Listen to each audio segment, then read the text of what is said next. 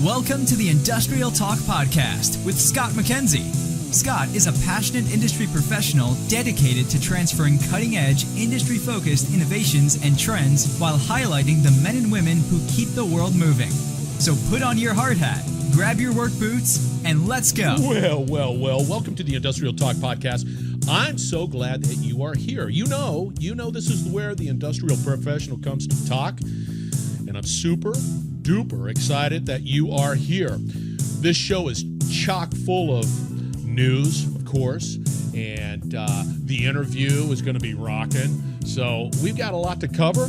Once again, so glad that you're here. I'm passionate about you, and I'm passionate about that industrial professional that wants to be a success. So thank you for joining the Industrial Talk Podcast. We are getting this show on the road. All right. We are going as I push buttons and shut things down and turn things on and blah, blah, blah. So anyway, thank you very much. I've been out for about a week. I was in Las Vegas, so we've got a great little update associated with that, as well as, our interview. We're going to be diving deep into lean processing, but before we get going, we always start with our safety tailgate. Tailgate talk number 1. Well, that was pretty low, but nonetheless. Okay, if you haven't noticed, I've been posting out there Industrial Dojo. It is on the Industrial Talk website, industrialtalk.com, but it's out there, and it's specific right now. We want to fill that funnel with opportunities, and these are just snippets.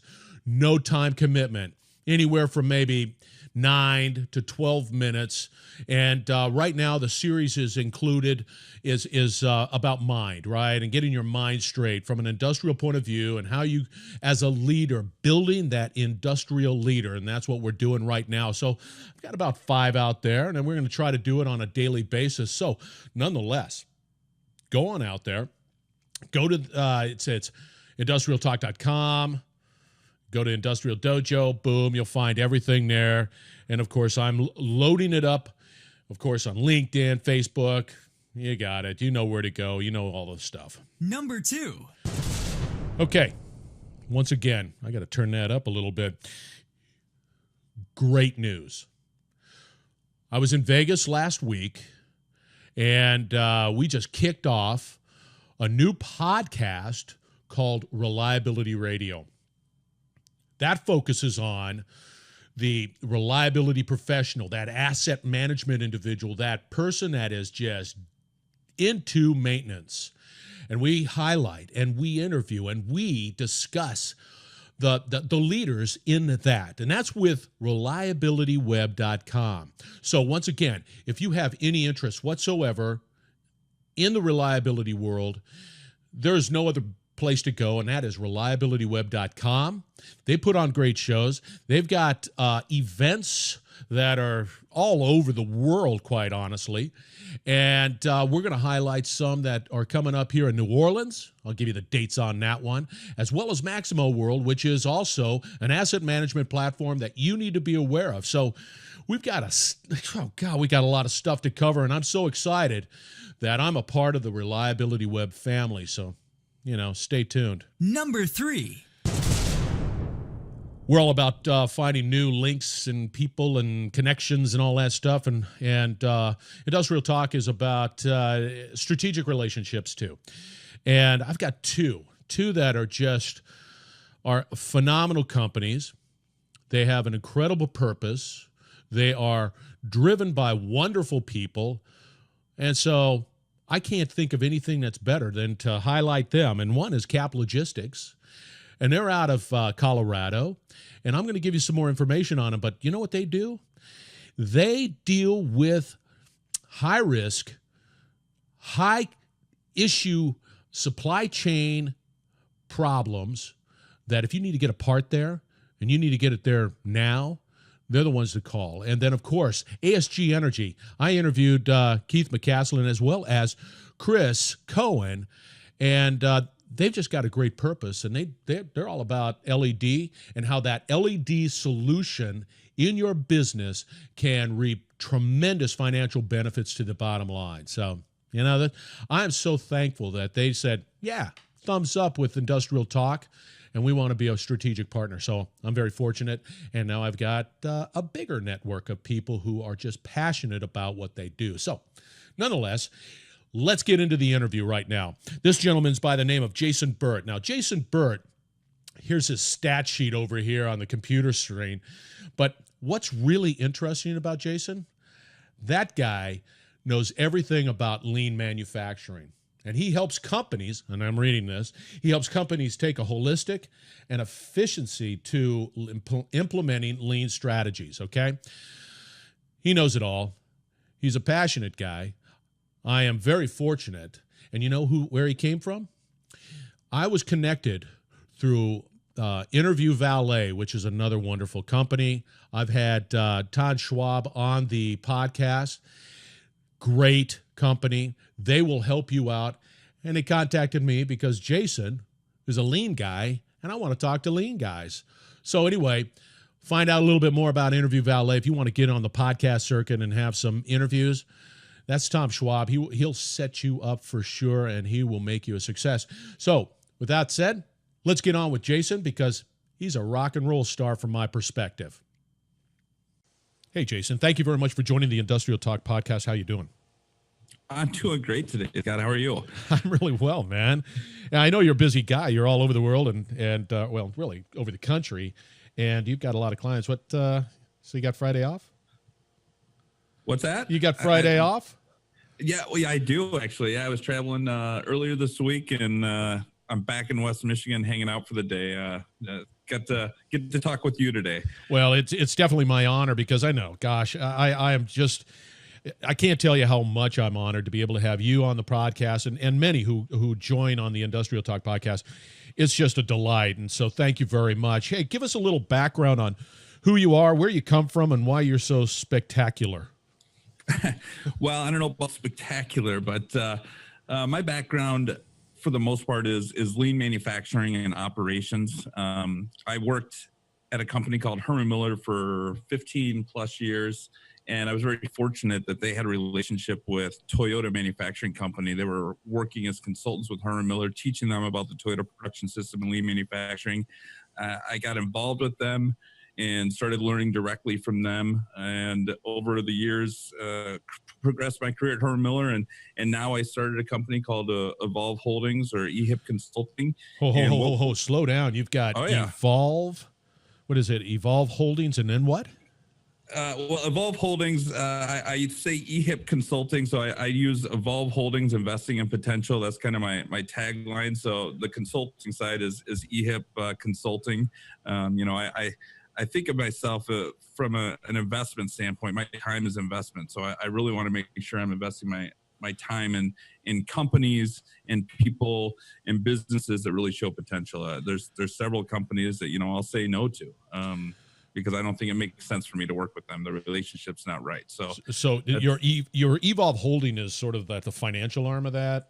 It's kind of the holdings company. Yep. So I have a couple other side businesses as well, right. A couple other companies I'm developing. So Evolve Holdings is the holding company, and Ehiip Consulting is my actual consulting company. And is that an acronym? Ehiip, or is it just because you're cool and you got that cool hat? I'm looking at you on that here. You're just a hip guy. No, Ehiip is an acronym, so it's Evolve Holdings Investing in Potential. So that's the acronym. So EHIIP, and I try and live true to that as much as possible with the consulting that I do. Yeah, and you've been consulting how long? I started consulting. I left Herman Miller in 2011, so about 7 years now. I've been consulting out of my own. So it's and you're enjoying it, right? I mean, that would be the case. Now, it's been a great ride.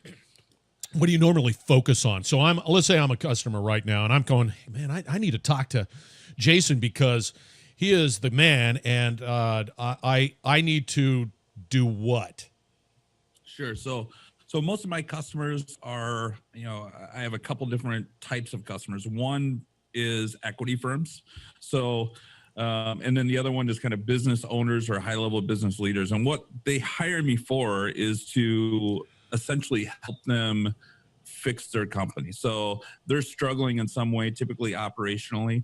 So I will go in and I'll help them develop a strategy to increase profitability, build a culture internally so that they're solving problems and improving on a day-to-day basis, but essentially implementing the Toyota production system and lean manufacturing within their company to help them turn around and sell the company a few years down the road, or just improve the overall performance of the company and the KPIs. Now, these are private equity companies, and so they would come to you and say, hey, we're interested in this business. They've got a great value proposition, but we think that we can make them more efficient. We believe, but it really requires your input there, Jason, because you're the lean guy, and so you would go in there and definitely achieve those targets that are specific to the private equity world, right?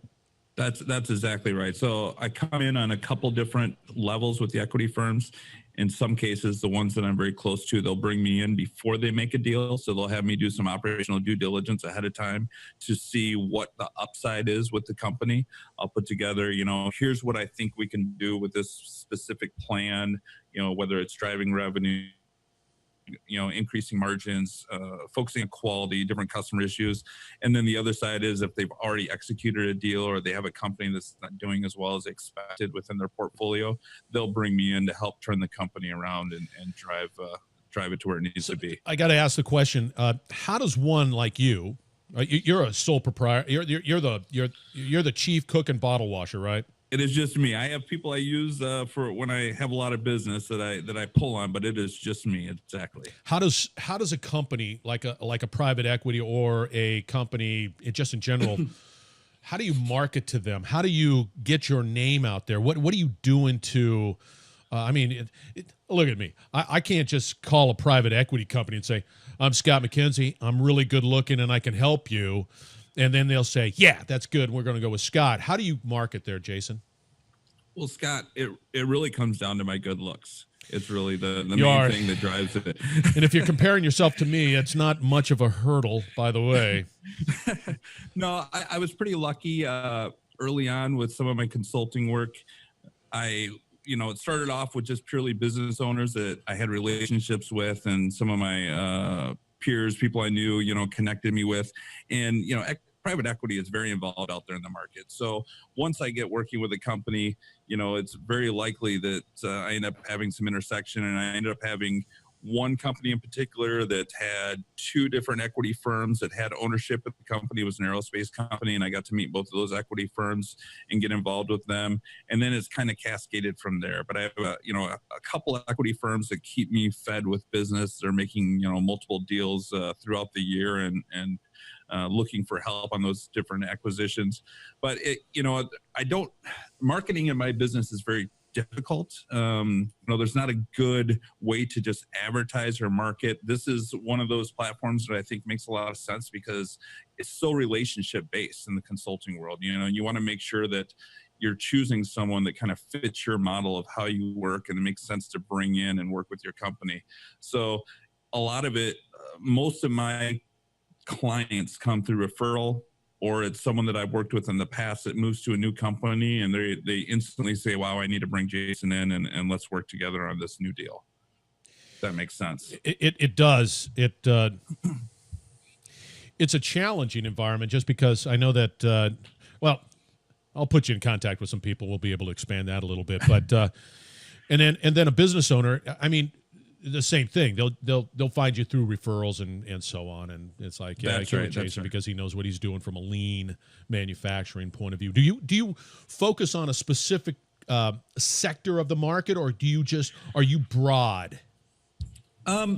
Most of my clients are very manufacturing focused. I do have, and have in the past had clients that are very service orientated. I've worked in with a commercial farm. I've worked in a lot of different industries. I've worked in the medical field as far as hospitals. Majority of my clients, the majority of the space that I'm in is, fabrication, metal fabrication, plastic injection molding, foundries, very manufacturing focused. But you have but you have a furniture background, but you're saying your skill set, your lean skill sets translates into other manufacturing segments. It doesn't really definitely very good. Now, yep. I noticed in one of your documents, so I'm a business, right? And I want to transition. Either I'm looking for an exit strategy, or I want to improve my bottom line, whatever it might be.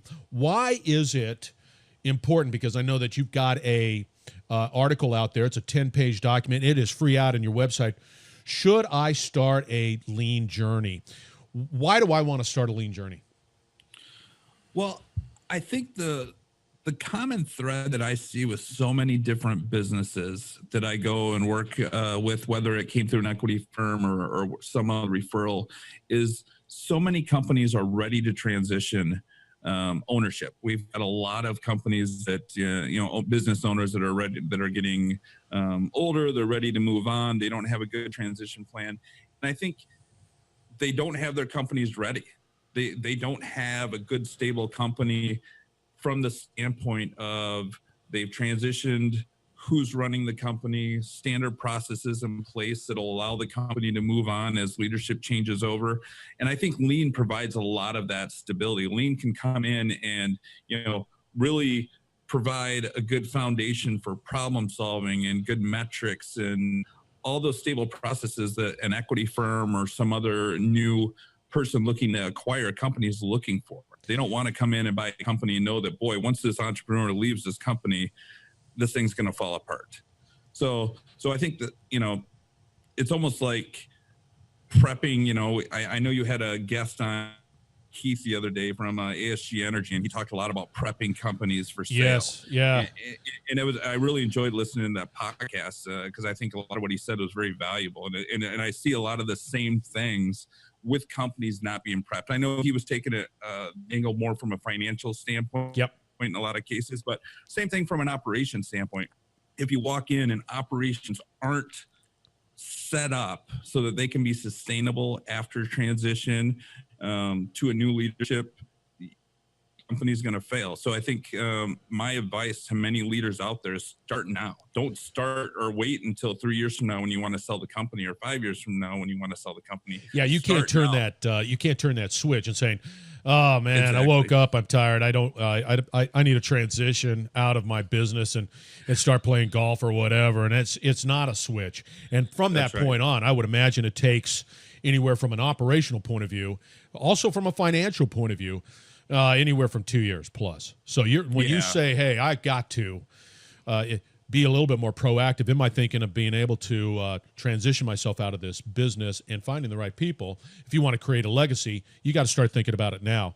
And what's interesting, and Jason, correct me if I'm wrong, you've got the quote, I hate using terms like this, but baby boomers, and then they're ready to sort of, okay, I've been at it for many years, and I'm ready to sort of transition, and that's becoming more and more prevalent within the marketplace. You finding that? Yeah, there's a lot of companies out there. It's a really interesting market right now because I'm not as in tune with the equity acquisition side as obviously my equity firms. I'm typically brought in, after that's happening. But there are a lot of companies that are getting ready to transition. There's a lot of business owners that are getting older and they're ready to move on. That whole process of getting their company ready, they haven't even been thinking about it. So at the same time, you've got all these companies that are getting ready to be on the market. They're not ready. And at the flip side, it's a seller's market right now. So a lot of these companies, they're able to be sold even though they're not ready, because there's so much money sitting on the sidelines from an equity firm. There's so many people trying to buy these companies that I think people are getting off easy right now. They're able to sell their company in many cases, even though it's not ready. But eventually that market's going to change. Eventually it's going to move from a seller's market and it's going to become a buyer's market again. And there's going to have to be that work done up front to really get your company ready. I don't see it still being the seller's market 3 years from now, 5 years from now. Yeah, it's difficult to know exactly what the market will do, and it's who knows. But the reality is that there's a lot of companies out there. They've got a good value proposition. They could be tighter from an operational point of view. They could be more financially strong, I guess. I don't know, whatever you want to put in place. But nonetheless, I hear what you're saying. So hold on to that thought. Yeah. We're going to be taking a break right now. We've got Mr. Jason Burt here, and we're talking lean manufacturing. Thank you very much for joining the Industrial Talk Podcast. We will be right back. You're listening to the Industrial Talk Podcast Network. All right, attention, let's get out your calendars right now. We've got a couple of events that we have got to highlight. And these events are brought to you by the wonderful people at Reliability Web. So the first one is July 17th through July 19th, and that is in New Orleans, Louisiana. This is a training workshop, and it's called Asset Condition Management Training Symposium. Because I live near New Orleans, you know I'm going to be there. So I want you to be there so I can meet you most definitely. The second one is Maximo World. That's Maximo World. That's August 7th through the 9th. And that's Lake Buena Vista, that's Orlando area. And if you have any interest whatsoever in knowing more about Maximo, the services that it can provide, and the tool that it is, Maximo, I highly recommend that you go to Maximo World. Now, the reality is that you have any interest whatsoever in, let's say, reliability, asset management, as well as maintenance, reliabilityweb.com has an event for you. As I look through their calendar and their schedule, they're just jammed all year with training, meat in the reliability space. So if those don't work out for you, I guarantee you can find one, but I highly recommend that you connect with reliabilityweb.com for all things reliable. I'm going to be there. I want to see you there too as well. Have a wonderful day. Hey, welcome back to the Industrial Talk Podcast. I'm having a great conversation with a gentleman by the name of Jason Burt, and he's all about lean manufacturing. And Jason, during the break, we talked briefly about, and I'll position it in such a way that I'm here, I've got this business, and we're pumping out whatever it might be. And what I always found in the businesses that I've been involved with, it gets down to leadership. It gets down to the proper mindset. And whenever you start talking about an initiative, let's say like lean, right? The success of that implementation, that whatever the strategy, gets right down to leadership, right down to the mind of leaders, right? Can you expand upon that a little bit more? Yeah, I think from Toyota's perspective, and that's where the majority of my learning has come from, is directly from Toyota around lean manufacturing. There's several different things that there's so many different things we could talk about from a leadership standpoint. We'll try and narrow it down to just a handful of them here. But, one thing that I learned so much from Toyota is that leadership is a process. There is a way to create a management system that allows not only the results that you're looking for, but it allows managers, supervisors, no matter what level you are within the organization, to be successful. And I think that's something that, is very big focus of mine when I work with companies. Is you'll see these supervisors and they're just flying by the seat of their pants on a day-to-day basis. These managers are flying by the seat of their pants. They don't have a very clear process as to how am I highlighting problems? How am I developing my people? How am I going out there and seeing what's happening on a day-to-day basis on the shop floor so I know what to improve, what to work on? So I think Toyota has really taught me that leadership is a process, and there's tools and there's things that, that are in the lean toolbox per se that are there that are available to drive a very clear process on how to lead an organization to continue to get better on a day-to-day basis. I think that's one of the things, one of the big learnings for me from a leadership standpoint is just that leadership is a process. Another thing. Do you map out that process? Do you say, okay, like for me, I'm very visual. I'm not one that likes to read text. I want to see that box with a line to another box, and that box has to be very concise in what it means, right? Is that part of that process too? You'll just look at a organization and say, okay, you guys, it seems like you're more reactive than proactive, so we got to figure that out. And we got your organization needs training, and let's do this type of stuff. Do you go through that? Yeah, definitely. So, I mean, if you think about from a visual standpoint, Toyota is very big on visual and making it very clear what the next steps are. But so an example is, creating some type of standardized work for a supervisor. what do I do on a day-to-day basis as a supervisor? Am I, running, chasing problems and not necessarily solving anything? Or do I have a regimented, board that I'm going to that says, okay, here's what I'm doing the first hour. I'm verifying that my employees are, following the standardized work. I'm going through and I'm understanding quality. I'm checking the productivity for the particular process, right? So they're creating a very structured environment like that. And when I say structured, it needs to be flexible enough that you can continue to improve it, right? We don't want to just put it in place and that's it. We have to continually improve the process, but giving them a process like that talks to them about what's important to the organization. What are the actions that they need to take on a day-to-day basis that are going to help them be successful and ultimately help the organization and all the people that they support be successful. That's what process starts to look like from a leadership standpoint. And very few companies have that regimen. So, okay, you're going to have an uncomfortable. You come in, you're being brought in by a private equity company. That private equity company says, "Boy, that's a great company. Jason, come on in and let's start improving the bottom line." There is no way that company is going to say, "Doggone, Jason, you're a hatchet man," because you're going to start making things lean or. I mean, it's going to. How do you have that conversation with the entrenched workforce and saying, hey, we got to make it and have that difficult conversation? That always, because people shy away from that.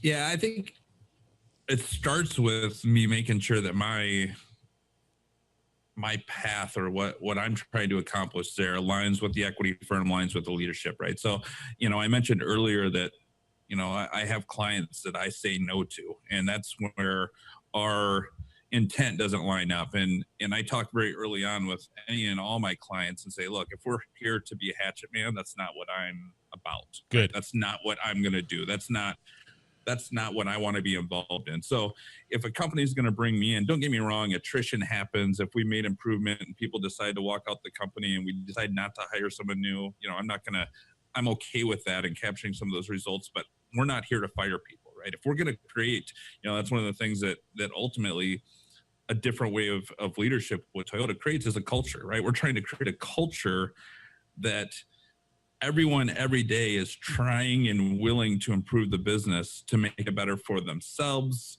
for the customer, for the company.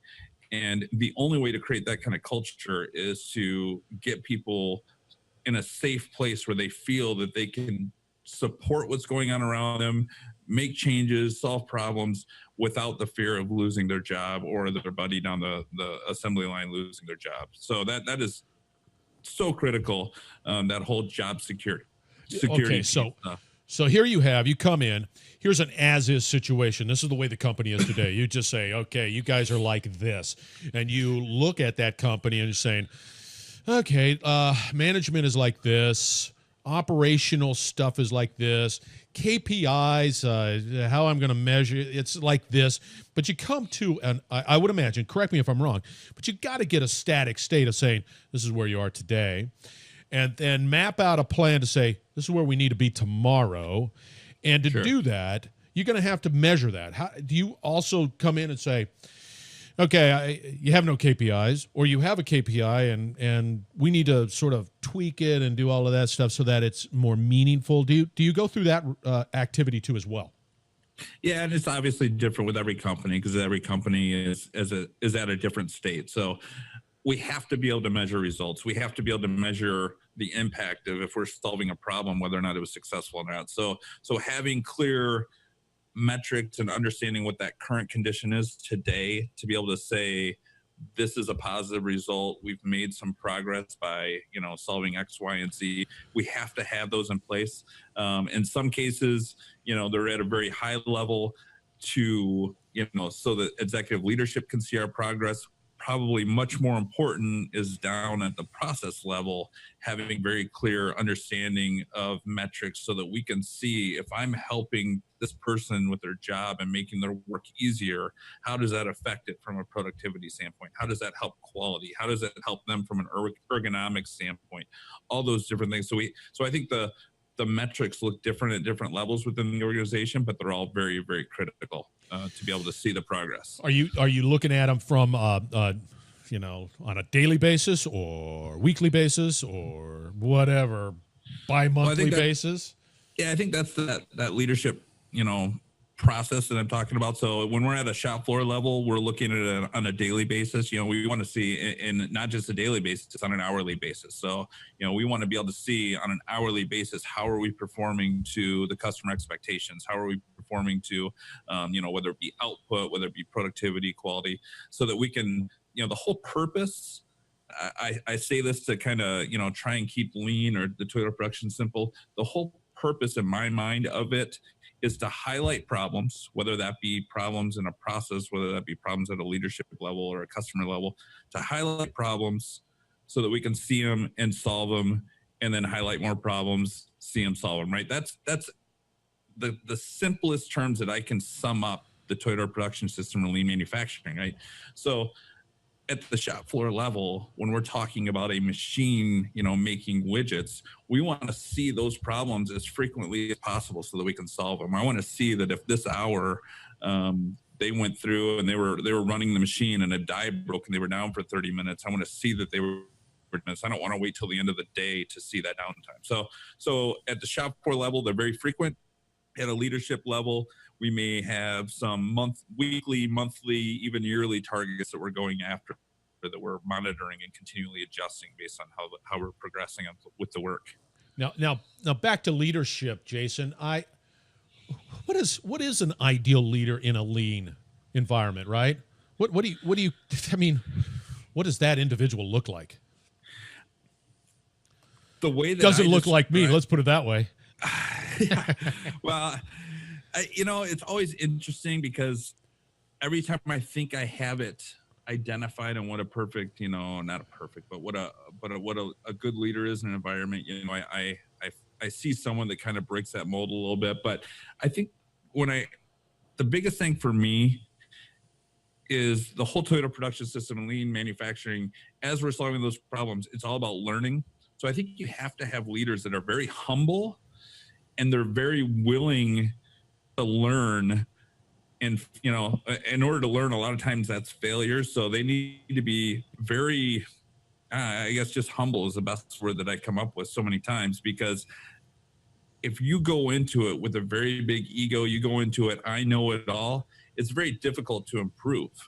You may improve the process, but as far as the overall culture and the overall leadership capability, you're not going to continue to advance yourself. You're not continuing to advance the other leaders that maybe report to you or you work with.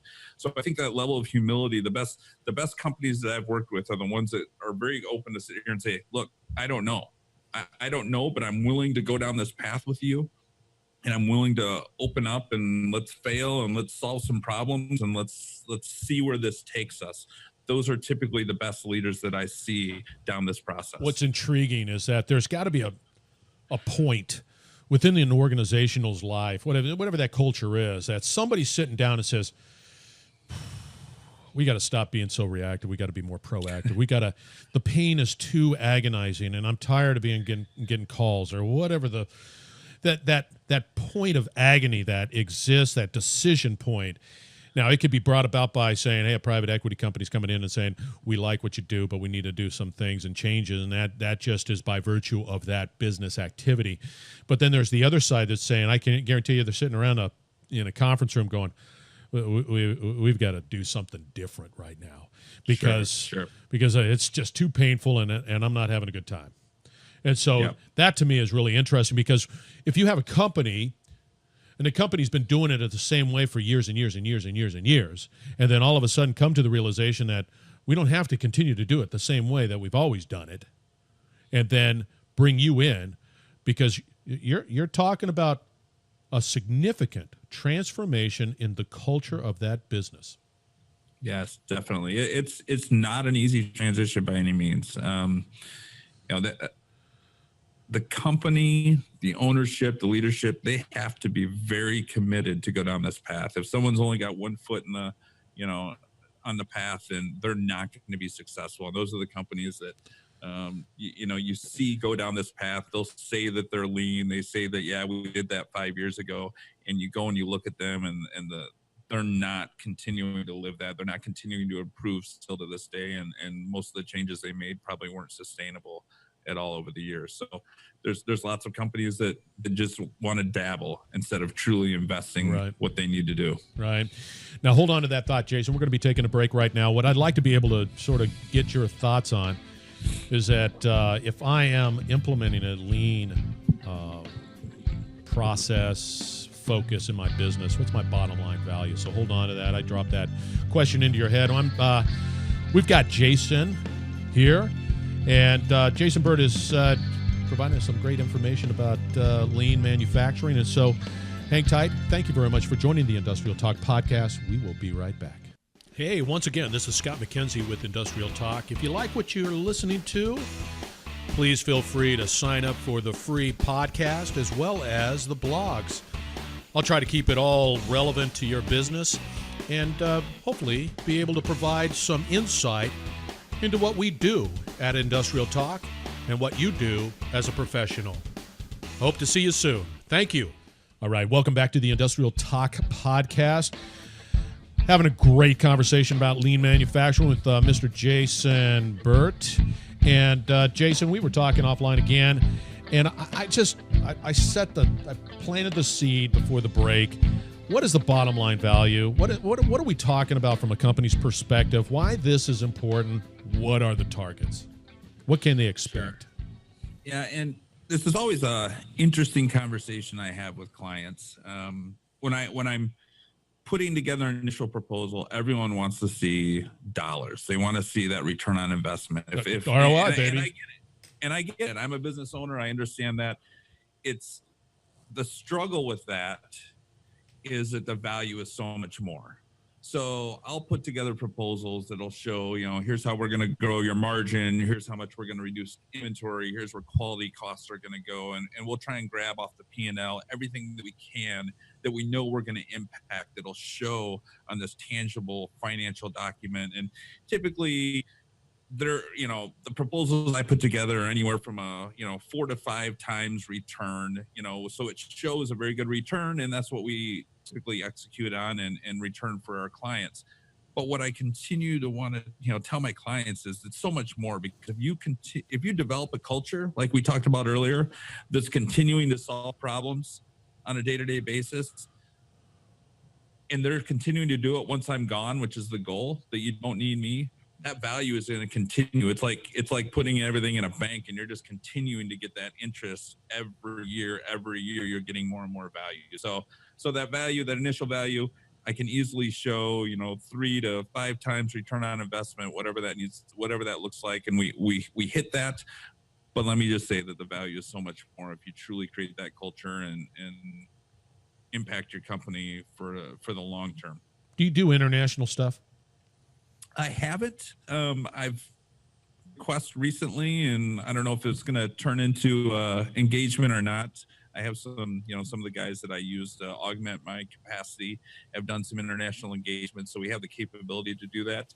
But I haven't, not since my days at Herman Miller have I gone international and worked with different companies.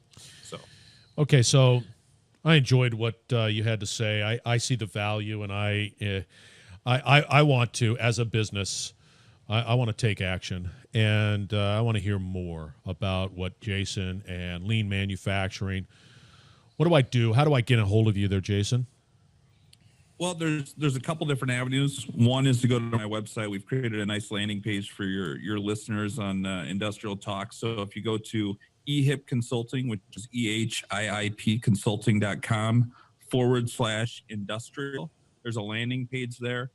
And on that landing page, you can click and you can download a very short ebook that you mentioned earlier in the broadcast. Good. It kind of talks about should I start a lean journey.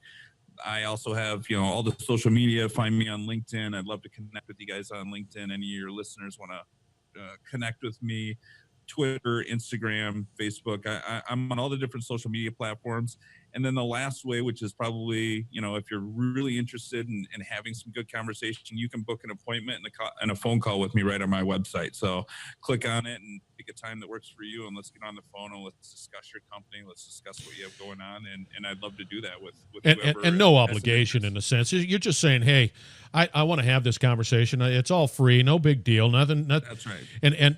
And that's what's great about it. You're willing to provide that information. I think whatever happens, right, listeners out there, I mean, I think it's an important conversation to have if you're in that if you're in the manufacturing world. If not, I mean, just in general, I think it's a great educational tool. It's all free. The guy's an open book. I mean, there's nothing to complain about, right? That's right. I had a great conversation last week with a gentleman who is a lean gentleman who was working in a very small factory making drones, and they make about 5 drones a day. They couldn't afford to bring support in, and I spent half hour, 45 minutes with him, just kind of giving him some guidance and talking through some of his struggles. So I'm very willing to just have some conversations, but no commitment, like you said, necessary at all. So. That's great, and he's it looks like. Jason is trying to grow a beard, which is always good. It's all cool. There it is, man. That's right. Yeah. So, listeners, get on out there. Find out more about that information. It's EHIIP/industrialtalk, That's the landing page you got there? It's EHIIP Consulting. .com/industrial. Well, it'll all be out there, and we'll make sure that everybody gets to it. Jason, we're going to have to wrap it up. I really appreciate your time. I know you're a busy man. You're going all over the country. Thank you. It's an engaging conversation, one that has to happen all the time, and I think it's going to be happening more and more as these baby boomers begin to retire and they got to figure out what to do with their business. That is true. Thanks a lot, Scott. I really appreciate you having me on, and I appreciate your listeners and your other podcasts. It's been great getting to know you through your other podcasts, and I really appreciate just being on the show. Nah, it's a great time, man. I really appreciate it. Everyone, just stand by. I will be back on the other side. Thank you very much for joining the Industrial Talk Podcast. We will be right back. You're listening to the Industrial Talk Podcast Network.